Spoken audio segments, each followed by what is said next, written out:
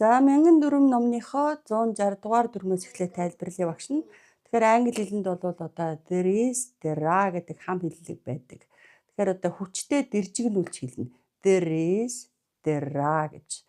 За тэгэхээр одоо өнөөдөртөө бол бүгдээрээ яах вэ гэвэл энэ удаа there is гэдэг одоо энэ хам хэллэгийг үзье л да. За энэ хам хэллэг гэдэг маань болохоор уг нь бол яг одоо гажирцсан бүтцтэй өгүүлбэр юм байгаа юм.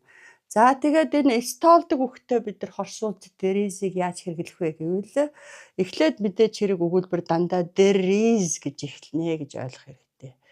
Дараа нь столдог үгэн дээр бид нар тоо хэрэглэж болохгүй учраас баримжаа буюу одоо хэмжээг нь яаж илэрхийлэх вэ гэвэл нэлээ их байх юм бол much. Much гэдэг маань одоо нэлээ их гэсэн үг шүү дээ.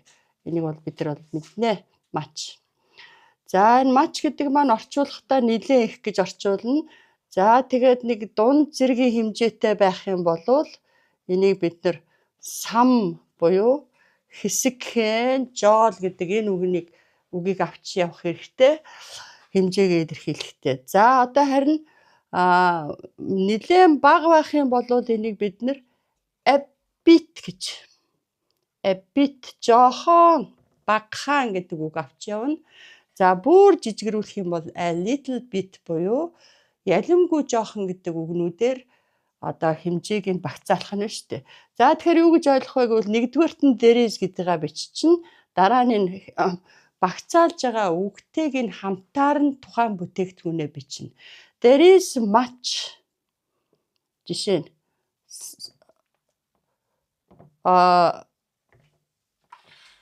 цас гэж шүү дээ. За хоёрдугаарт нь энийгээ бичих нь байна, тийм үү? Тэгээд тодорхой байрлалыг зааж өгнө. In the yard, in the fence гэж. За тэгэхээр in the yard гэдэг. За there is, there are-тай өгүүлбэрийг хамгийн гол нь яах вэ гэвэл төгсгөлөөс нь урагшилж орчуулна гэдгийг маш сайн анхаарах хэрэгтэй.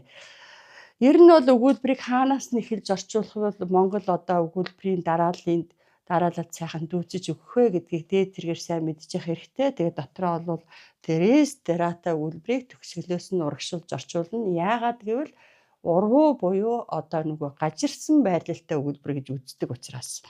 За тэгэхээр эхлээд энийг орчуулах нь шүү дээ. Хашаан дотор заавал энэ хэмжээгээ хэлнэ. Нэлээн их цас байна гэж орчуулна гэсэн үг. За мөн одоо дахиад нэг өгүүлбэр чи багш нь бичмээр бичээтэй.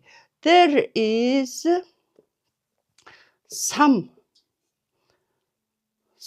bread. За талхыг столдог. За тэгээд ялтгар тавг байх бол on the dish гэж.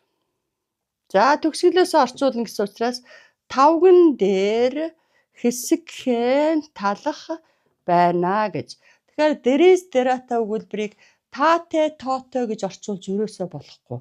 За have, has гэдэг маань эзэмшил илэрхийлдэг таатай тоотой байдаг. Харин there is, there are-тай өгүүлбэрийг тухайн болон ерөнхийлсэн байрлалыг заадаг учраас тухайн үеийн байрлал байвал байна гэж дуусгана. Ерөнхийлсэн байрлал байвал байдаг гэх мэтээр одоо дуусгадаг байна шүү дээ. За тэгээ ялимгүй жоохон тийм юм байна гэх мэтээр. За тухайлбал одоо энэ дээр багш нь ерөнхий зааврыг нь бол бичсэн байж байгаа. За энэ одоо зурган дээр болохоор бид нараа хэсэг нэлээд хэдэн өгүүлбэр бичсэн байгаа. There is some strawberry jam in the jar гэж. Варенье шилэн дотор хэсэгхэн гүзээлзэгний чанамал байна. There is a bit milk in the bottle. За савн дотор жоохон сүү байна. There is much orange juice in the glass. Шилэн аяган дотор нэлээ их жүржийн шүүс байна. There is much rice in the packet. Уутан дотор нэлээ их будаа байна. Гэх мэтлэнгээр яадаг байх нь столд үгийг орчуулдаг байх нь.